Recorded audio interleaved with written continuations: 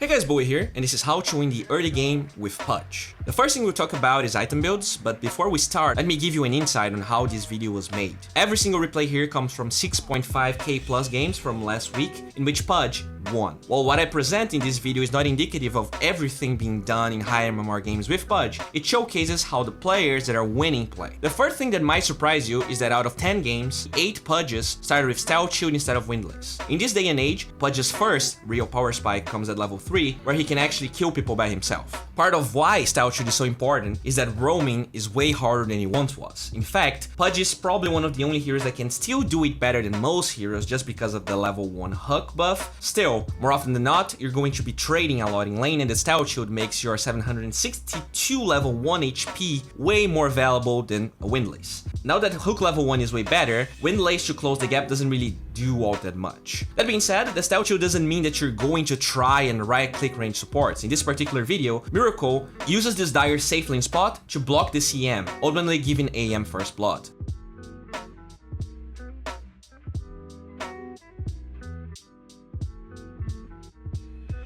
We'll show more about Stealth Shield, but for now, note that the only times Windlace was purchased was when Pudge was against the nursing lane and this SVG replay, where Dire was clearly going to aggro try against his team, so he probably felt like the only way they would ever get a kill was with a tower hook, like we saw last time, and then the follow-up from that Windlace might help. By the way, we'll get back to it, but sending Pudge to the safe lane also only happened in 3 of those games. In those games, Pudge's carry was very reliant on laning stage. Past game AM, in this one as Van, with the added effect of Dire's aggro tri-lane, and in another one it was a Morphling lane versus a Nature's Prophet. Morphling actually struggles quite a bit against that hero, so the Pudge helping is nice. Pudge is not a great tri-lane hero, but with the buff to his hook, there are small things you can do to get an edge in lane. First of all, note how he TPs without ever showing in that lane after dying. At the same time, Warlock is far forward scouting, but more importantly, look at this ward. We'll talk more about ward placement through this video, but it's clear how not showing gave SVG the possibility of this hook. Later on, we can witness how stun into hook close to the tower can also be a powerful tool, but a lot of the times, tri-laning as a Pudge is not going to look great. Your carry will take a beating, especially against a tri-lane, and with Windlace, you cannot do much at least until you're level 3. The final thing we have to talk about, item-wise, is what type of region you should get. This is the 3rd game where Pudge was in the safe lane,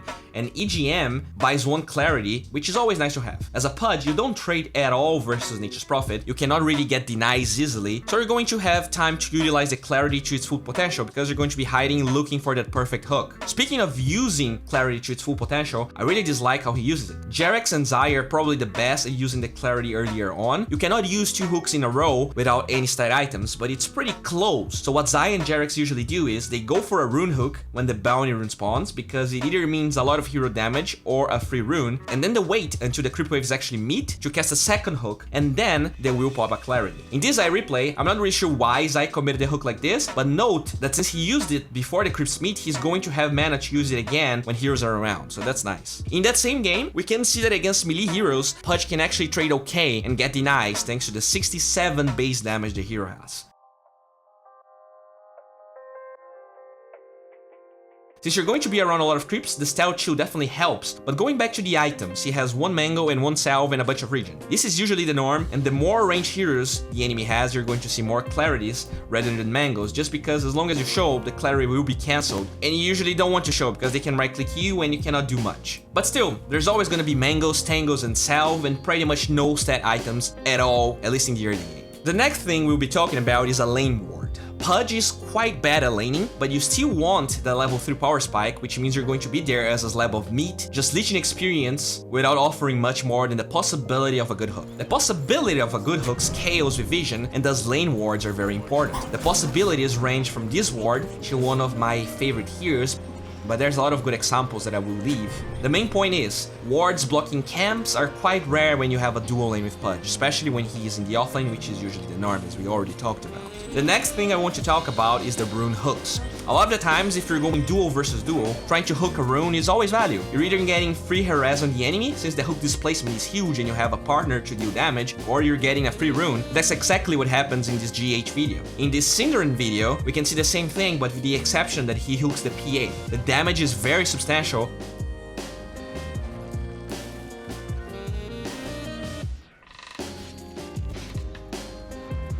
and we can see how even though he has 3 clarities, he doesn't commit them straight up. As the creeps meet, he gets mana for another one, and there you go. This is not a kill, but this allows him to make the best of the clarity he's going to commit, just increasing his efficiency. As a Pudge, you don't really offer a lot in lane where there's 2 sources of range harass, so the best Cr1t can do is just chill and wait for a good hook opportunity. In that same game, we see a very common timing window being used to get a kill. The lane pushed quite hard versus Syndra's team. Bane quickly goes for a pull to help PA, but now there's no target for PA to blink strike. Look how Cr1t uses the fact that PA wants to get this last hit and debates her. He pretends to be interested in getting a deny, but when last hit time comes, he walks forward and he also does not commit the hook. The hook maximizes the rot slow since it brings PA back to him, and as she's about to leave it, there's the hook, and that's also a kill.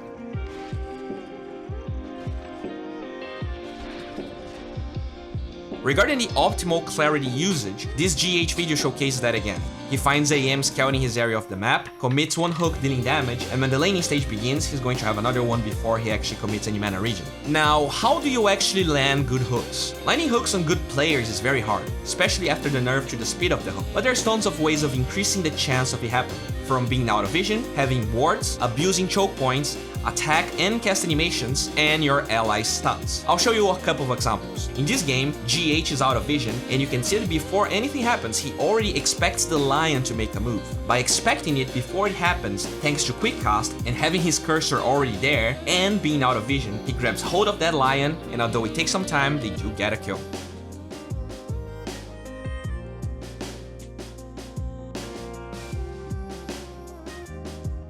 We didn't talk much about kills in the mid lane, but here, EGM realizes the Wind Ranger is quite far forward and TP's out of vision. Pay attention how he uses this choke point, a place where movement is restricted because of the edges, to increase the likelihood of that hook landing.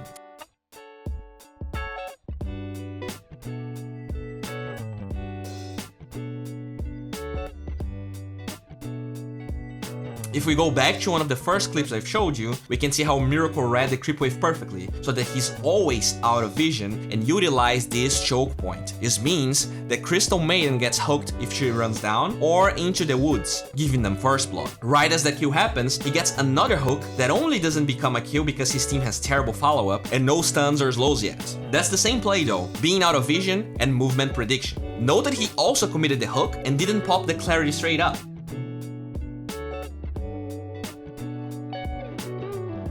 Later on in that lane, we see vision making the difference once again. Warlock's sentries, showcasing that there is no vision from Radiant, and as CM runs down, I could see a lot of Pudges hooking here thinking she would run left, afraid of the Pudge. But since there's no vision, CM probably doesn't feel afraid right now, and is just running bottom or just hiding behind the tree, and thanks to the prediction being right, and him being out of vision because of that sentry, he lands the hook, and that's a kill. If we're talking about landing hooks with stuns, this one is a great example.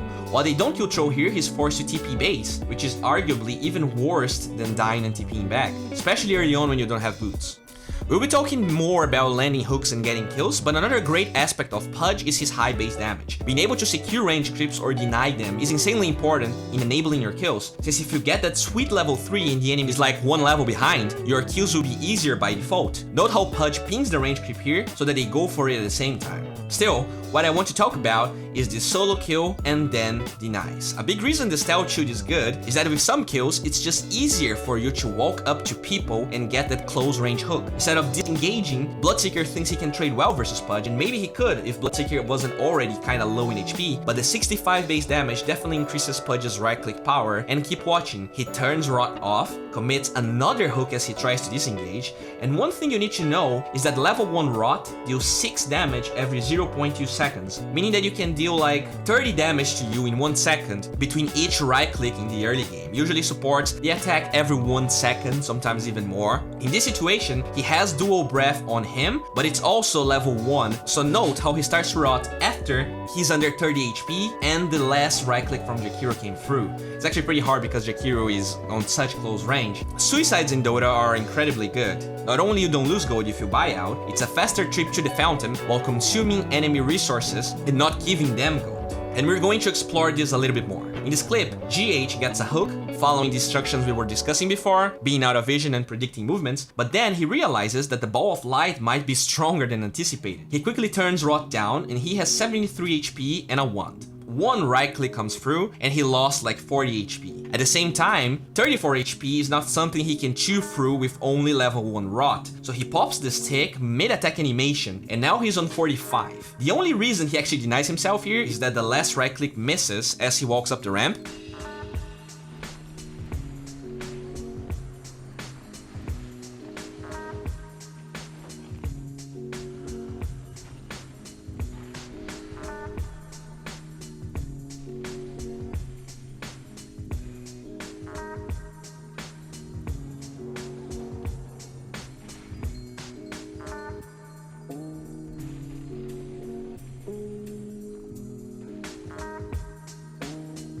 And obviously, a lot of these denies come from either feeling or luck, but knowing that early on heroes usually attack every 1 second can give you an understanding that you can deny yourself with 30 HP with level 1 rot and with 60 HP when you have level 2 rot, not counting magic resistance, but it's just a good benchmark to know about. This is obviously more complex, so let's talk about an easier type of deny that is still incredibly useful. In this Jeraxx game, they started off amazingly well. Jeraxx uses the fact that he's out of vision and morphs attack animation to get an amazing first blood with the Undying. He quickly moves to the other side, and while they don't get any kills, it's clear how much pressure they're putting on, and just a few seconds later, Undying starts diving, not only getting the Morphling, but killing CM as well.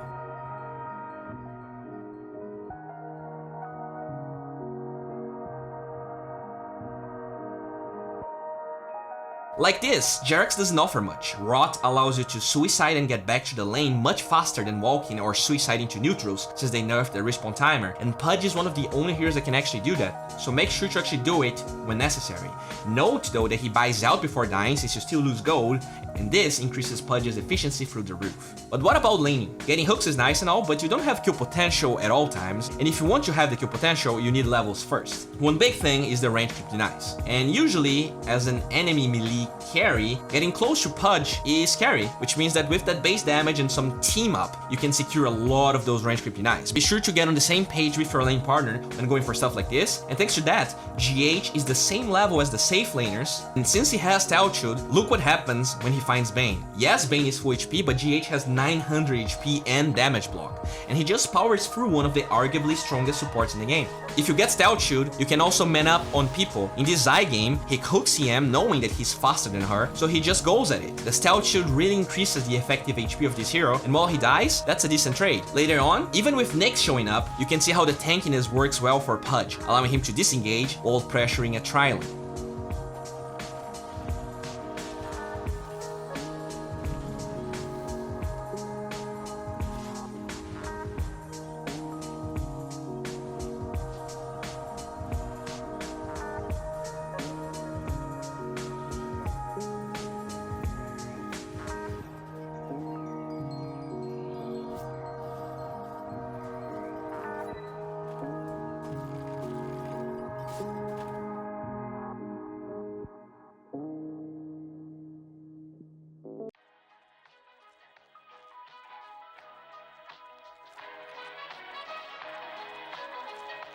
To finish it off, let's remember some of the things we learned. First of all, playing Pudge in a defensive tri-lane is something you want to avoid, but it may be necessary in case you have a weak laner that needs a good laning stage. Heroes like AM and Sven jump to mind. It can also be decent if you have a carry with a stun, allowing you to be more aggressive than usual. Playing Pudge in the offlane in a dual lane not only gives you power spikes faster, it also pressures the carry instead of the offlane, which creates more impact earlier on than pressuring the enemy position 3. Stealth Shield is very good in this dual lane meta, especially if the hook buff makes the region you bring to the lane more valuable as well, and remember, stack that region, it's important. In terms of skill build, hook level 1 is without a doubt the route players choose, and at level 3, you will always get level 2 route. From that point forward, things can vary. Some people get level 2 hook, GH really likes the passive at level 4, and from there on, you're ready to play the Pudge you all love and like getting level 4 rot at level 7, pretty much always as well. Guys, I hope you enjoyed this video. It took me longer than the normal video to make, and this is the direction I decided to take the channel forward. I love you guys, and making daily content for you was not only great because I could be on top of many trends every day, it was also a great revenue stream. The thing is, and this is obviously a risk I'm taking, for me to ever grow into the scene, I need to get attention, amazing. My daily videos were not fit for Reddit or for actually drawing attention. They were too similar from one another, and obviously they didn't allow me to prepare enough to make something truly amazing. And I'm not saying this is truly amazing yet, but it's something I'm trying to perfect. Although I always strived for the best quality possible due to the constraints I was facing. Anyways, all of this is to say that I will take a monetary risk decreasing the upload speed, not only because of views, but the algorithm itself that will hate me for this. Hopefully though, you guys can appreciate the work that went into this video and my love for Dota overall. I will try to stream more since I'll have some extra free time, and I appreciate any feedbacks you guys might have. As of always, if you want some memes or if you want some Dota tips, follow me on Twitter, I'm always there. If you want to watch me play or cast, and really, with me being last on YouTube and making those bigger videos, I really appreciate anyone that can drop by Twitch. If you care about food or, my life, Instagram is a nice place to go. Kind of random and kind of wild sometimes, but hope you guys enjoy it. And I guess that's it, guys. Thanks for watching. Hope you have a good day.